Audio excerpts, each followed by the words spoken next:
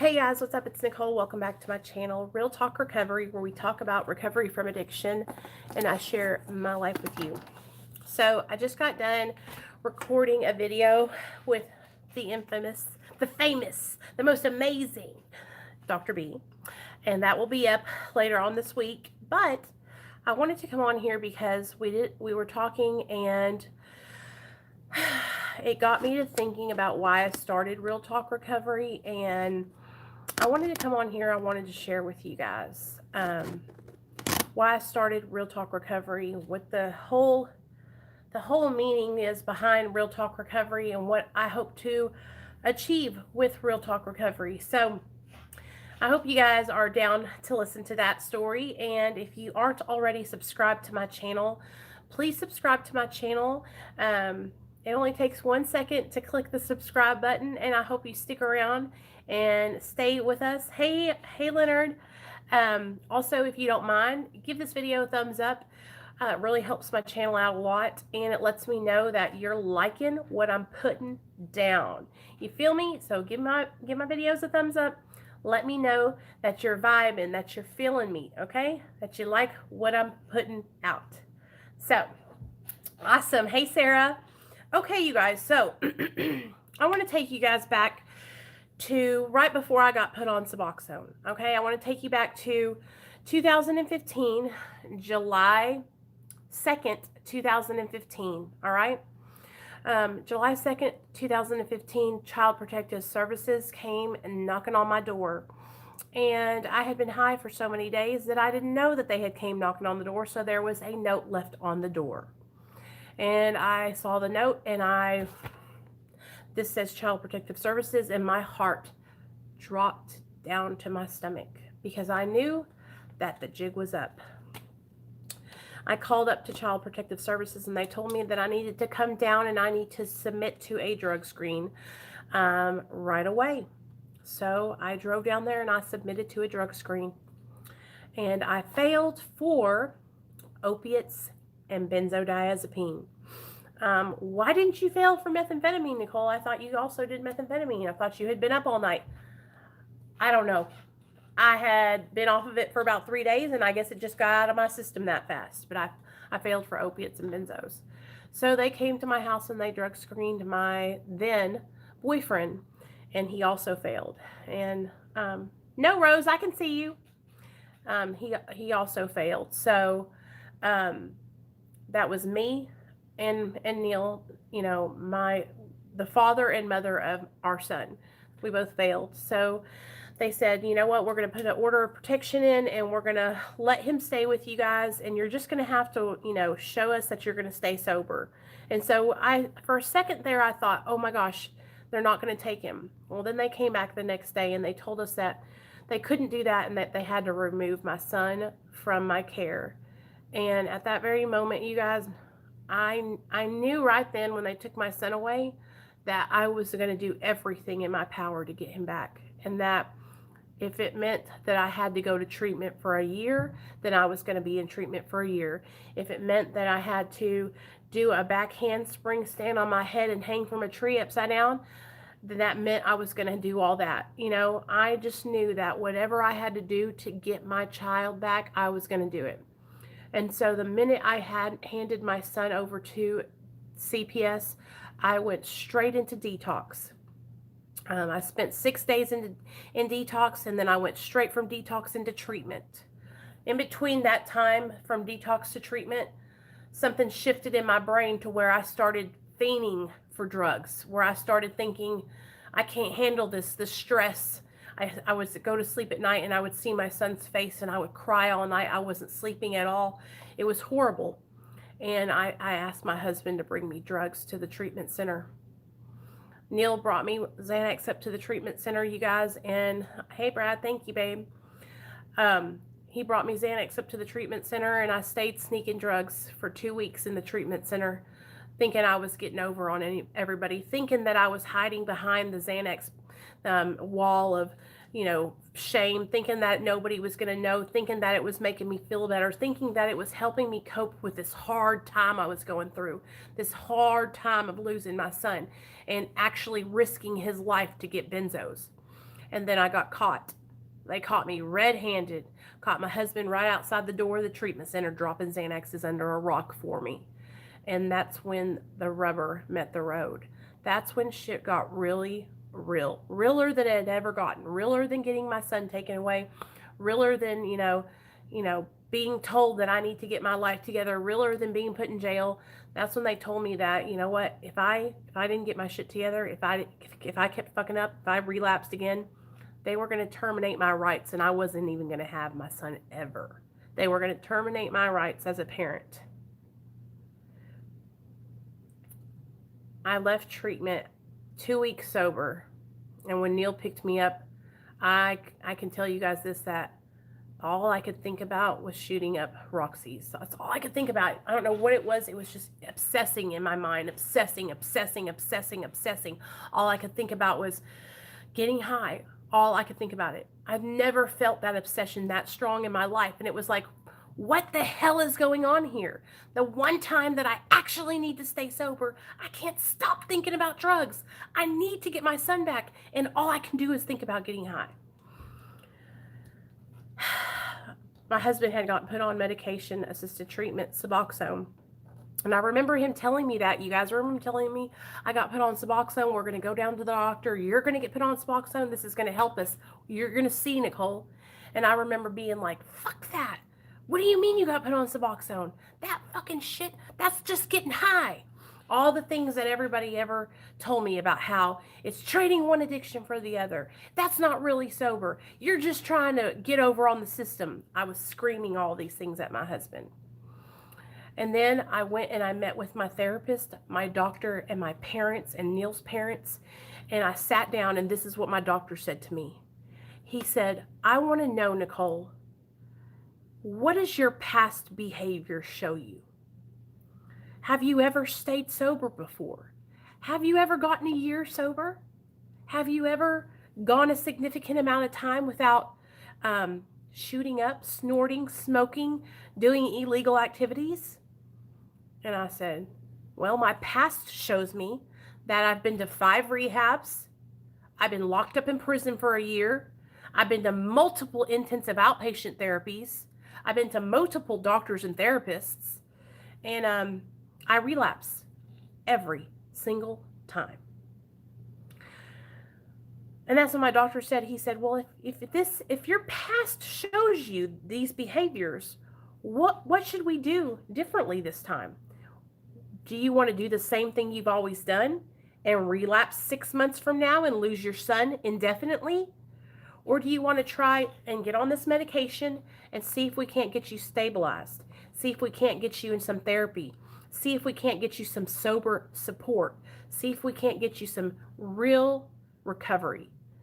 And then we can taper you off if that's what you want to do. Right? And I was like, that was the first time it ever made sense to me. That was the first time that I ever looked at all the past behaviors that I had done. And it showed me that every time I ever tried, I failed. And I heard these stories about other people failing and how they kept trying and then finally they got it. But I didn't have time to keep trying and finally get it. My child's life was in the balancing right there. Either my son was going to come home with me or he was going to go to a foster family for the rest of his life and live with a stranger. Now, I didn't even tell you what happened to my son the first visitation that I got to see him. I was in treatment. I had only been there for maybe a week and a half.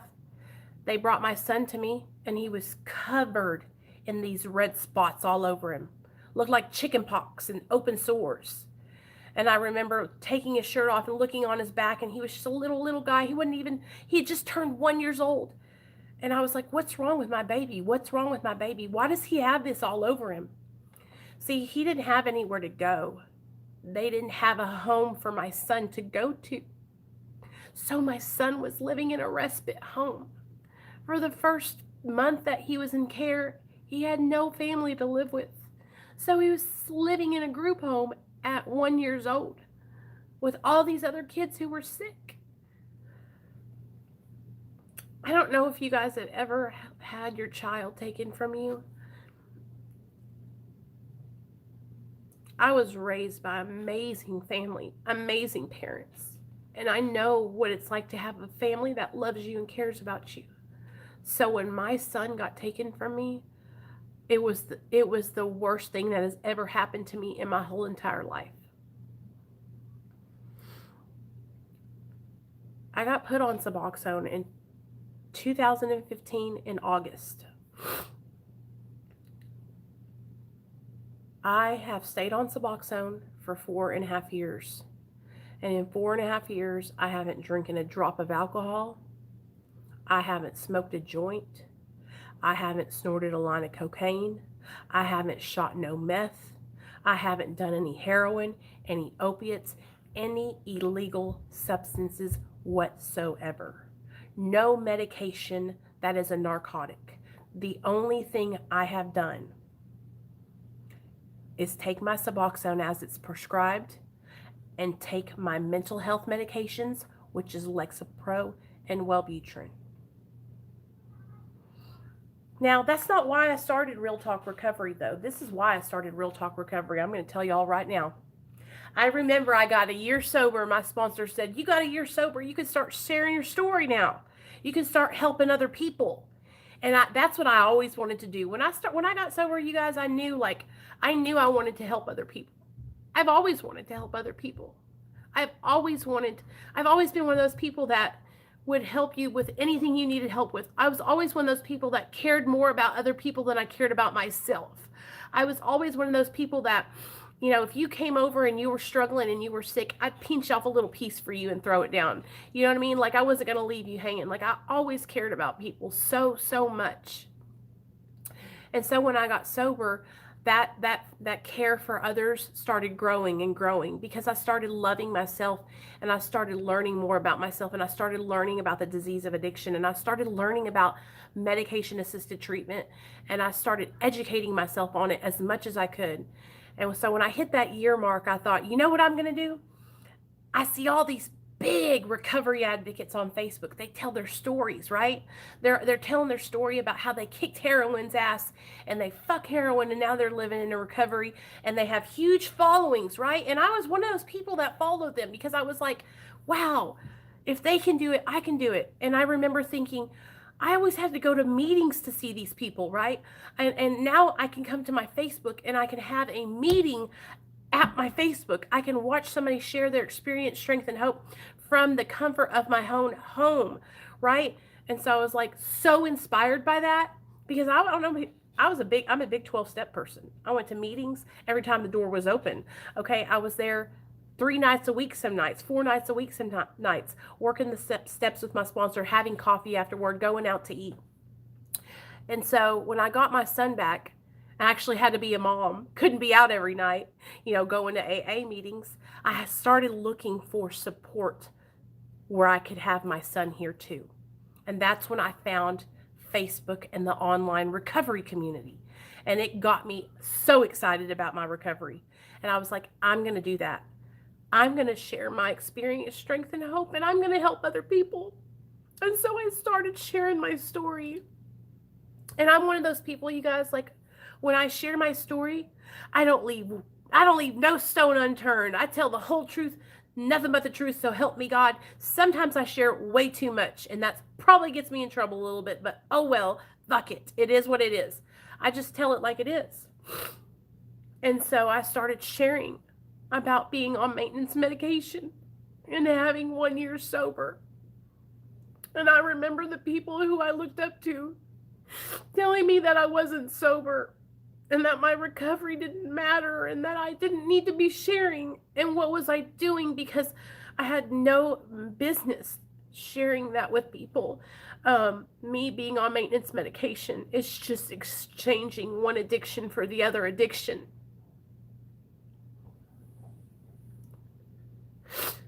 And I remember my heart dropping down to my stomach, because I thought, I was so proud of myself for once, you guys. I've never been so proud of myself ever in my whole entire life. I can think of 2 times that I felt really good. The day my son was born, And the day that I won this dance competition, me and my best friend Shelly, when we were in high school, we created a whole duet. We did the choreography and everything. And we won second place. And I remember being so proud of that shit because, girl, I don't know if y'all didn't know, but I got rhythm. Let's just say that. So me and my girlfriend, we won this competition and I was so proud. And so those are the 2 times I can remember that. And then about my recovery, I've never been more proud of myself ever in my whole entire life. And I've never wanted to learn more about any other subject in my whole entire life other than addiction recovery. I wanted to learn everything I could about the 12 steps, everything I could about addiction, everything I could about the brain, everything I could about medically assisted treatment and how it can help other people. And I wanted to learn about that because it was helping me. And so when these people started telling me that I wasn't sober and that my recovery wasn't recovery and that I couldn't even say I was in recovery, that was like a punch to my gut, and that knocked the damn air out of my fucking stomach, y'all. It was like I had fell down from a cliff all the way up, and your stomach goes like that. But I'm one of those people, you guys, that I'm like a damn cockroach. You can step on me and I'm going to come back to life, all right? And so that just pissed me off. And it made me think, you know what? I'm going to start my own community. I'm going to start my own movement of recovery. Fuck these other, fuck them. So I started my own recovery community. I started my own Real Talk Recovery. I left Facebook. I said, screw this shit, I'm out of here. And I came to YouTube and I started over fresh. Okay, I started over fresh, sharing my experience, strength, and hope, being on maintenance medication. And I started thinking about it. There's got to be a better way. There's got to be a way to share about the benefits of being on medication-assisted treatment and being in recovery and how it can help others and how there should be no judgment. How other addicts shouldn't judge other addicts. All-inclusive recovery is what I'm all about. Those people who talked shit to me, who denied me, who told me I wasn't in recovery, who told me that I wasn't sober, who told me I had no business sponsoring people or even sharing my experience, strength, and hope. Those people are the very people who lit the fire underneath my ass to start my own fucking community. You know? And since starting Real Talk Recovery, you guys, I cannot even explain it to you guys. How many people have reached out to me, who message me, who tell me, I'm on Suboxone too. Thank you so much for sharing that you're on Suboxone. Thank you so much for not being ashamed of it. There was no one sharing their experience about being on Suboxone when I first started sharing, y'all. There was no one on Facebook in that huge recovery community sharing about being on maintenance medication and actually working a program and actually staying sober and actually taking their medication as prescribed and actually not selling their medication and actually doing the next right thing. Sure, there was people that were on maintenance long before I ever was, but I'm talking about people that were doing the right thing. I'm talking about people who were staying sober and taking their medication as prescribed. Not people who were selling their meds, not people who were hustling. I'm talking about somebody who was actively speaking out and saying, I'm on maintenance, I'm thriving, I'm doing well, and I want to help others. And just because I'm on medication-assisted treatment doesn't mean I can't do that, you know? And so that's why I started Real Talk Recovery, because there was people that told me that I wasn't sober. There was people that told me that I wasn't in recovery. There was people that told me I was crazy for being on maintenance long term. There was people that told me that I would never get off the Suboxone and that I would be on it and my hair would fall out and it would make me miserable and I would hate the medication and yada, yada, yada. Right? Well, now look at those people. And I'm here to tell you guys, just so you know, a lot of those people that said those things to me have relapsed. And some of those people didn't make it back. So I'd rather be on medication-assisted treatment for the rest of my life alive, thriving, having my son, having my husband alive in the bed right now, snuggled up with my little boy watching Christmas movies, than to be dead in the grave, to be strung out on dope, hustling the streets. I'd rather be on Suboxone for the rest of my damn life. So that's why I started Real Talk Recovery. And I don't know if I ever really shared that with you guys, how much of a impact it had on my life when people who I looked up to, people who I saw that were sober, that I thought, wow, they got 5 years, they got 3 years, they got 2 years. And I looked at these people as my equals. I looked at them as, I'm in recovery too, just like they are. I didn't think, oh, I'm on Suboxone, I'm not sober. I didn't think that until people told me that over and over and over again. You know, I had a misconception about Suboxone, but then when I realized what it was like when I got on it, and I realized that it didn't get me high, that there wasn't a way for me to abuse it unless I was diverting my medication or taking other medications on top of it, right? Then I realized that this medication was literally created for someone like me, for someone who could not stop relapsing, you know?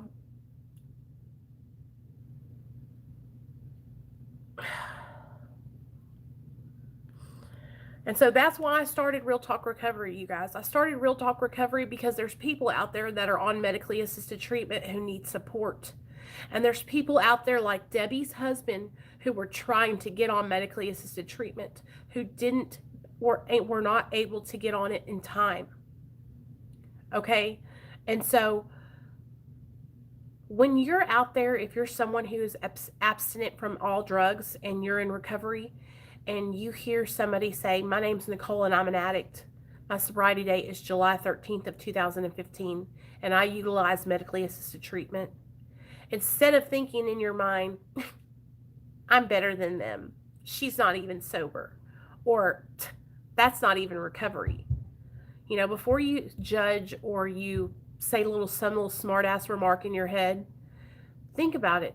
Think about it, because it could be you. It could be you who relapses and can't get back to recovery and needs help. You know, getting put on Suboxone for me, you guys, it was a humbling experience, because all my life I had this pride and I had this ego where I thought I could do everything on my own. I thought that I knew how to do it and that I was going to do it on my own, and there was nobody else that could teach me or show me any different. And it wasn't until I opened up my mind and my heart and tried something different, because I had tried everything. Y'all better understand me. I had tried everything to get sober. Okay? I had done it all. All right? I promise you that. I had exhausted all avenues. All right? The next step for me was death. I'd already done the jails and the institutions. I was going to die.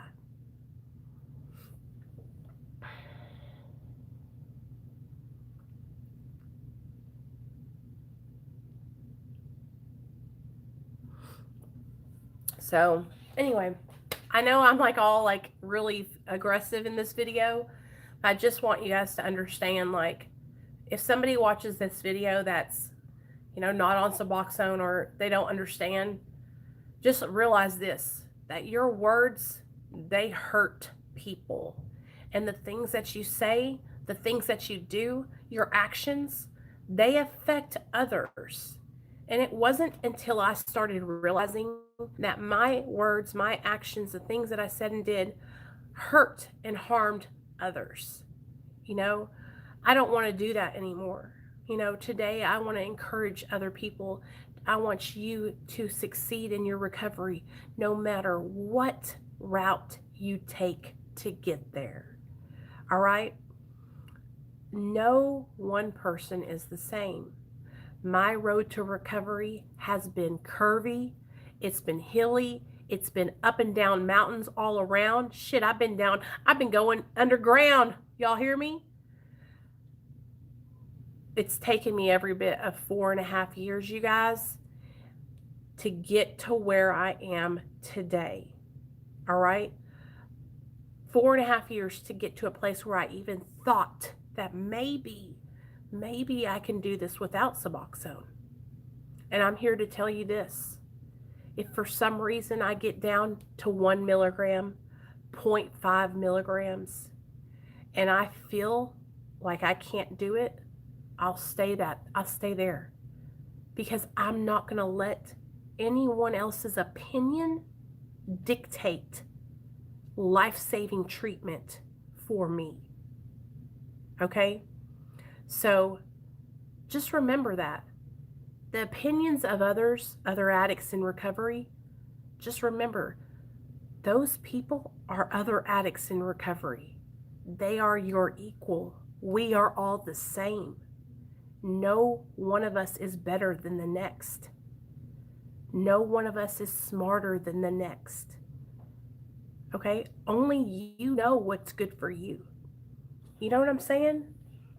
So that's why I started Real Talk Recovery, and I really wanted to share that with you guys, because I don't think anyone understands how hurt and how hard it was for me to look up to these people and to then hear them say out of the same mouth that I wasn't in recovery and I wasn't sober. It was devastating for me. And at that second, I thought, you know what? Fuck this. I'm not even going to show back up. I'm not going to come back to the recovery community. I'm not going to go back to Facebook. I'm not going to do these recovery groups. I'm out of here, right? And then I thought, what about all the people who are like me? What about all the people who those other people told them they weren't sober, told them they weren't in recovery? There's people that are like me that need help, that need someone like me to talk to, who needs somebody that understands what they're going through to talk to. So I just want you guys to know, like, if you're on maintenance medication, Suboxone or methadone, and you need support, you need help, all you have to do is text me. All right? My phone number, 501-991-5149. Okay? You got to understand something. As long as you are trying to carry the weight of the world on your own, your shoulders are never going to be strong enough. So, why don't you go holler at me so I can come over there and give you a boost and we can carry the weight together? Because that's what it's all about. And it helps me to be able to help you. All right? It helps me stay sober to help you.